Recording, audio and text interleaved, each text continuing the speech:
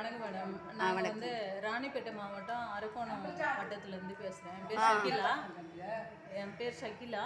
சொல்லுங்கள். நாங்கள் வந்து ஊர்காவல் படையில் ஒர்க் பண்ணுறோம் மேடம். நாங்கள் சொல்லுங்கள். இது வந்து வேலண்டரி சர்வீஸ்ன்னு சொல்கிறாங்க. மந்த்லி வந்து 5 days டியூட்டி கொடுக்குறாங்க.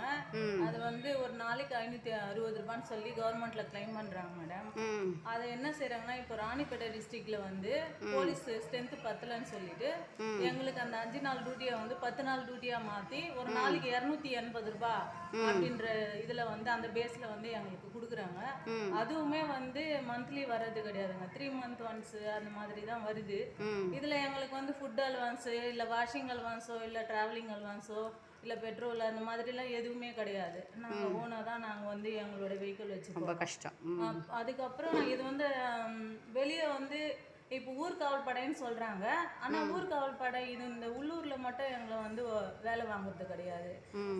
அதர் டிஸ்ட்ரிக் திருவண்ணாமலை அந்த மாதிரி வந்து அதர் டிஸ்ட்ரிக்கும் எங்களை கூப்பிடுறாங்க. அதர் டிஸ்ட்ரிக் கூப்பிடும்போது மட்டும்தான் எங்களுக்கு அந்த பஸ் வந்து வெஹிக்கிள் அரேஞ்ச்மெண்ட் பண்ணுறாங்க. அங்கே போயிட்டு நாங்கள் வந்து 3 நாள் 4 நாள் எங்களை வந்து தங்கி ஒர்க் பண்ண சொல்கிறாங்க.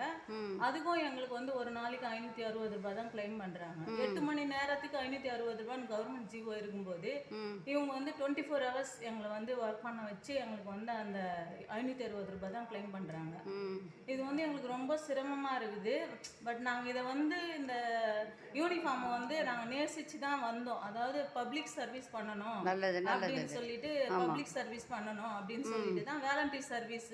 இது எங்களுடைய வாழ்க்கைக்கும் எங்களோட லைஃபுக்கும் இது வந்து ஒரு பாதுகாப்பாக இருக்குது அப்படின்ற இதில் ஒரு எண்ணத்தில் தான் நாங்கள் வந்து இந்த வேலைக்கு வந்தோம். நாங்கள் வந்து பணத்துக்காக வரல. அதர்வைஸ் நாங்கள் வந்து வேற ஜாப் வந்து நாங்கள் செய்கிறோம். நான் எல்ஐசி ஏஜென்ட்டாக இருக்கேன். மெயின் இன்கம் வந்து எங்களுக்கு அதுதான். நாங்கள் பப்ளிக் சர்வீஸ் பண்ணணும் அப்படின்றதுனால தான் வந்தோம். ஆனால் இப்போ இது என்னன்னா, இந்த டியூட்டியை வந்து எக்ஸ்டெண்ட் பண்ணிட்டு ஆனால் வந்து அந்த சேலரி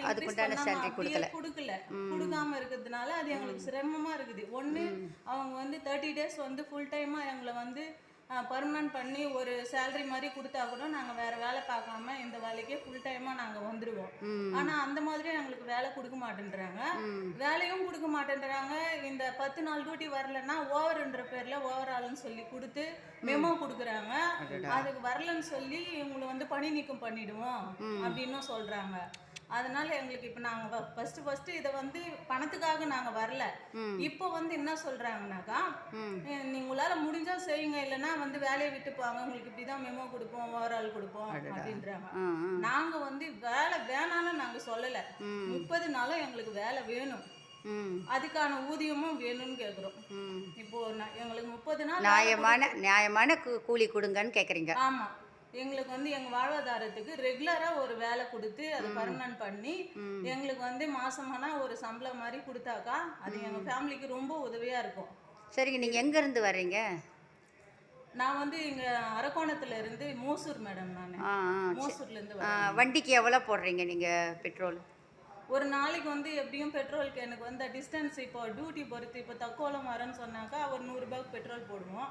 அதுலேயே வந்து இப்போ டியூட்டி முடிஞ்சிச்சுன்னா ஒரு 2-3 முறை வீட்டுக்கு போய் சாப்பிட்டு வர மாதிரி இருந்தால் அதுவே எங்களுக்கு சாப்பாடு எல்லாம் அரேஞ்ச் பண்ண மாட்டேன்றாங்களா? ஃபுட் அரேஞ்ச்மெண்ட் அதுதான் எதுவுமே கவர்மெண்ட்லேருந்து அரேஞ்ச்மெண்ட் பண்ணுறது இல்லை மேடம். ஆமாம், இங்கே நாங்கள் ஸ்டேஷனில் வந்துட்டு எங்கள் இன்ஸ்பெக்டர் சார்பில் அவங்க ஏதாவது பார்த்து பண்ணாதான் அது. இப்போது டியூட்டி வந்து ரெஸ்ட் இருக்குது அந்த டைம்லன்னாக்கா அவங்க நீங்கள் போய் சாப்பிட்டு வந்துடுங்க அப்படின்னு சொல்லிடுவாங்க. கண்டினியூஸாக டியூட்டி இருந்தால் மட்டும்தான் அவங்க ஃபுட் அரேஞ்ச்மெண்ட் பண்ணுவாங்க. அந்த மாதிரி தான் நாங்கள் இருக்கோம். அதனால எங்களுக்கு ஒரு 30 நாளும் வேலை கொடுத்து எங்களுக்கு ஒரு சம்பளம் மாதிரி கொடுத்தாக்கா வாழ்வாதாரம் வேணும்னு கேட்குறீங்க. ஆமாம், நாங்கள் வந்து 44 பேர் இருக்கிறோம் மேடம். நாங்கள் அரக்கோணத்தில் வந்து 44 ஹோம் கார்ட்ஸ் இருக்கோம். நாங்கள் எங்களோட சர்வீஸ் பார்த்தீங்கன்னா 18 வருஷம் ஆகுது. ஒவ்வொருத்தரும் 20 வருஷம் 18 வருஷம் அப்படி சர்வீஸ் பண்ணுறோம். ஆனால் அந்த 18 வருஷமாகவும் ஃபஸ்ட்டு நாங்கள் வந்து சேரும்போது 35 ரூபா இருந்தது. அந்த 35 ரூபாயிலேருந்து அதுக்கப்புறமா 150 ரூபாய் ஆச்சு. 150 ரூபாயிலேருந்து 560 ரூபாய் மாற்றிட்டு டியூட்டியை வந்து குறைச்சிட்டாங்க.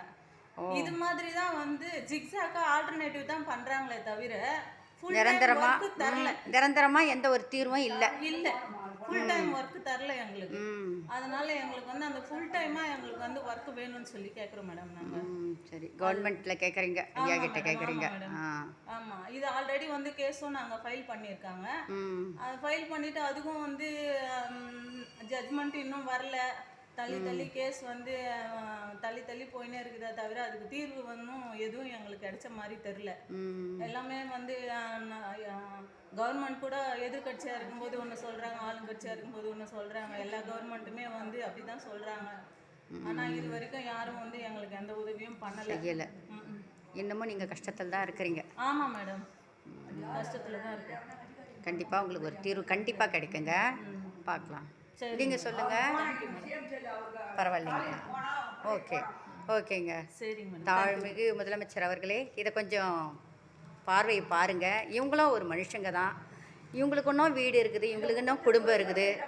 உங்ககிட்ட நாங்கள் தாழ்மையுடன் கேட்டுக்கிறோம் முதலமைச்சர் அவர்களே, நீங்கள் பாருங்கள் ஐயா.